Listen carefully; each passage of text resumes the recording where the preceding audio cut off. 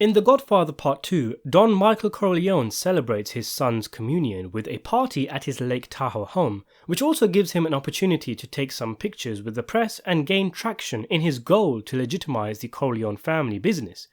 He receives the likes of Johnny Ola, Senator Pat Geary, and Frank Pentangeli in his office, where they discuss business separately, and when Michael retires to his room, he becomes subject to an assassination attempt, with two hitmen with machine guns trying and failing to gun him down. Michael subsequently leaves and attempts to find out who tried to have him killed. Though Pentangeli is a prime suspect, given his disdain at Michael not helping him in his war against the Rosata brothers, it turns out that Corleone business partner Hyman Roth is actually responsible for the hit, mainly due to wanting revenge for the death of Mo Green in the first film. Michael also discovers that his brother Fredo Corleone conspired with the likes of Johnny Ola and Hyman Roth in their plan to kill Michael. When Michael confronts Fredo, Fredo flees, but later returns to talk with Michael, claiming he didn't know it was going to be a hit, and revealing his desire to do something for himself for a change, and also his resentment at being stepped over by his younger brother. Michael disowns his brother, but feigns forgiveness at the behest of his sister. But after Michael's mother passes away, he has Al Neri shoot Fredo, in what is perhaps the most shocking scene in any Godfather movie. It cements Michael as being on a path to self-destruction, which started with him joining the family business in the first film, and ends with him as a broken, lonely, sick old man. Now much can be said about Michael's decision to kill Fredo. It was cold, heartless, and unbeknownst to him at the time, it destroyed Michael. But was Michael actually justified in killing Fredo? As crazy as it seems, after all, we're talking about a man murdering his own blood brother, there is an argument for a case that Michael killing Fredo, even though it's a condemnable act, it's played in the film as a shocking example of just how far Michael has strayed from his father's philosophy, and Michael is blind to the fact that he is literally killing his family to supposedly protect his family. But there is a case that Michael actually made the correct decision in killing his brother. So let's examine the argument for why Michael was right for killing his brother, and then why he was wrong. And before we do, please consider subscribing to this channel and hitting the notification bell to stay up to date on future videos. So first of all, by killing Fredo, Michael sends a message to other traitors. Nothing is more of a risk to his well-being and the Corleone family's stability than traitors. By killing Fredo, Michael lets it be known that treachery will not be tolerated, not even by his own blood brother, that he will be ruthless to those who betray him, and that he as a boss will not indulge in nepotism. Imagine if Fredo was forgiven. This could have alienated Michael's subordinate, with them thinking, well, if I did that, he wouldn't have forgiven me. If Fredo knew what he was doing, he was killed for his betrayal. If he didn't, and was duped, then Michael is showing that on top of betrayal, stupidity will not be tolerated. He can't have his underboss running around spilling family secrets. He's running one of the most powerful crime families in the States, not a charity daycare center. Another point to consider is that Fredo was given a just punishment. The punishment for betrayal in the mob is death. Fredo betrayed, Fredo died. What's the controversy? Killing Fredo was strictly business, at least ostensibly. It's cold, it's hard, but it's completely justified in the world that these characters live in. It's not as if Fredo hadn't been warned before, such as the brilliant foreshadowing in the first film after the Mo Green argument where Michael tells Fredo that he loves him, but to never take sides with anyone against the family again. And that's just one instance that we know of Fredo undermining his own family and not knowing his place. There could be numerous other examples. What benefit is there to keep someone like Fredo around? What does he contribute? This assassination shenanigan is only the latest in a series of blunders, with the most obvious example being his failure to protect Vito when an assassination attempt is made against him. He doesn't suspect anything with Paulie's absence, stays in the car when his father is buying groceries, takes too long to get out of the car when the shooters arrive and drops his gun, and just sits there and cries instead of calling an ambulance. Even the flashback scene at the end of the second film, Ostensibly, congratulating Michael for joining the Marines is a nice thing to do, especially when the entire table has condemned Michael's act. But what is Fredo doing here? Talking out of turn, undermining the authority at the table, which is his older brother Sonny, who has just criticised Michael's decision. Keep your mouth shut.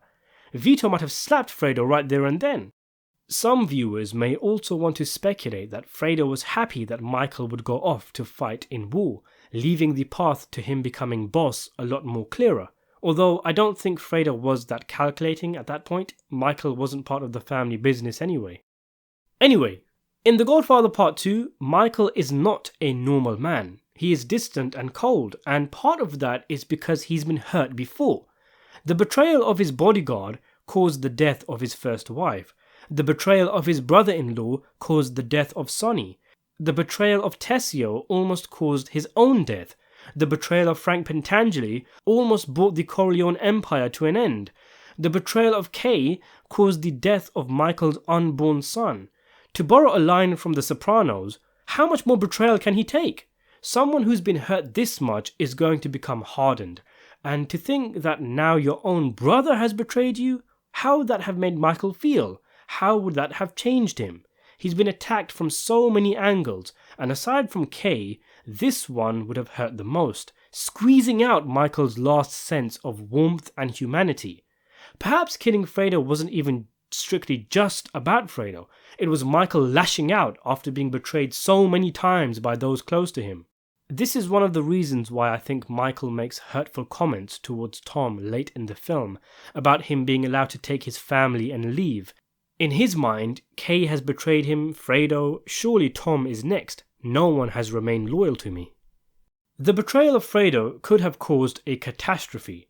If we are to speculate, not only would Michael die, but Fredo would become either a new puppet boss under Roth or would have been killed by Roth.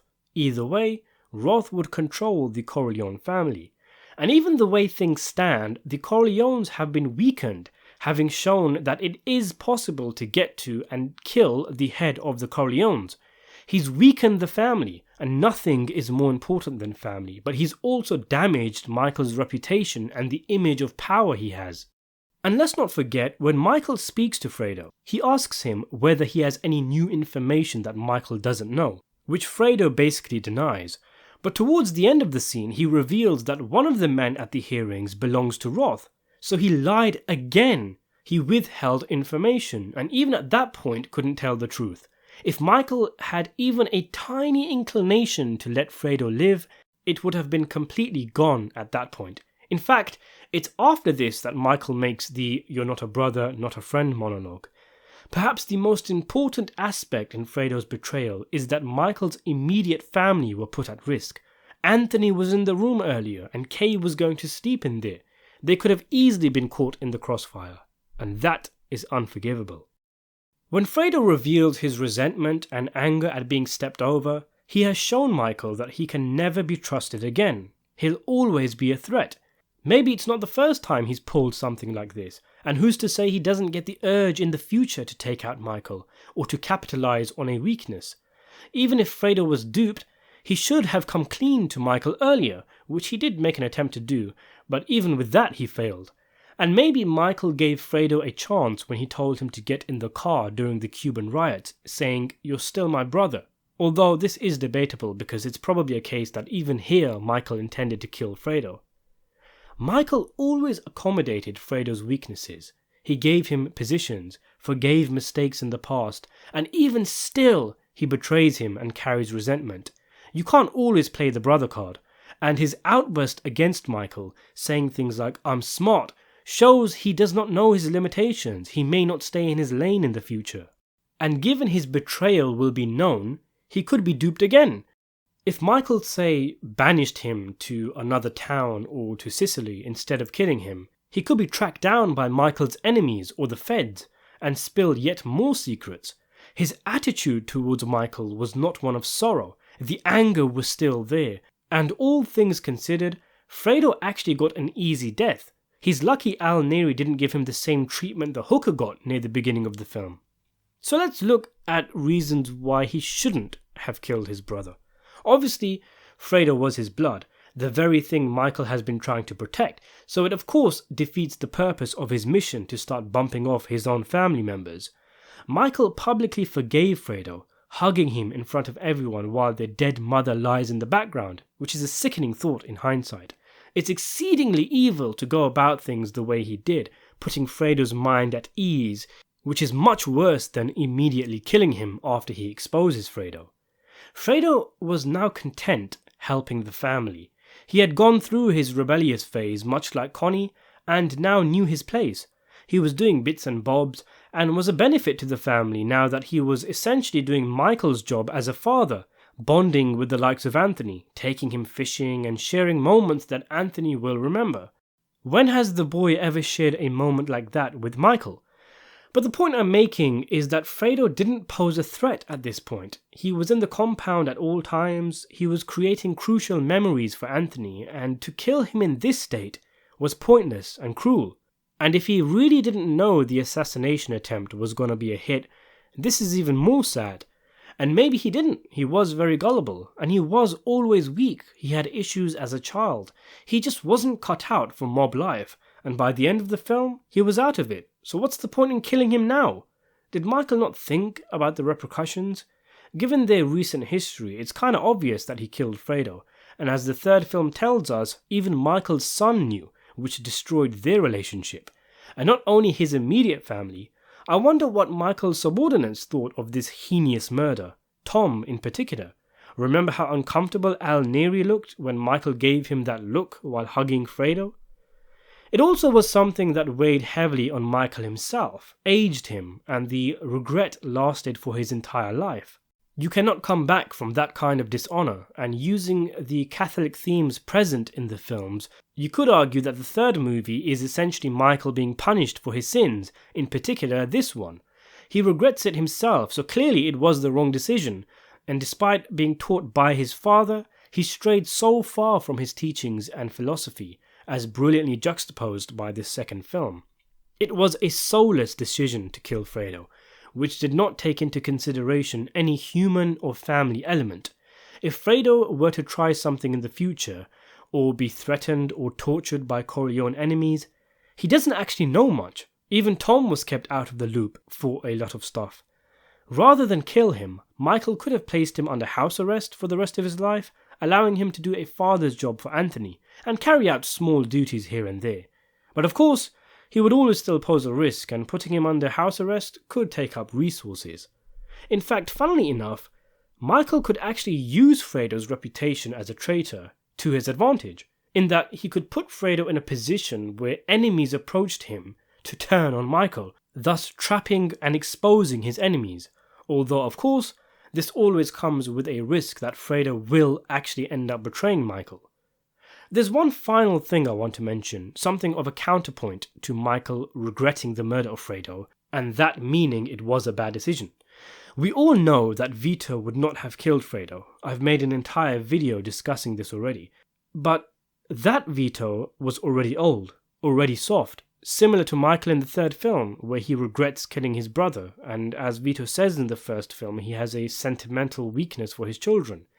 Both old Vito and old Michael would not have done the deed. I'm not saying this is the case, but who's to say that Vito in his prime wouldn't have acted differently? Just because Michael regretted it when he was old doesn't mean it was the wrong decision at the time. People do often get softer in their old age, and that itself can actually be a weakness. But in any case, I've said enough. What do you think about Michael's decision to kill Fredo? Did he make the right choice? Let me know in the comments below, and thanks for watching.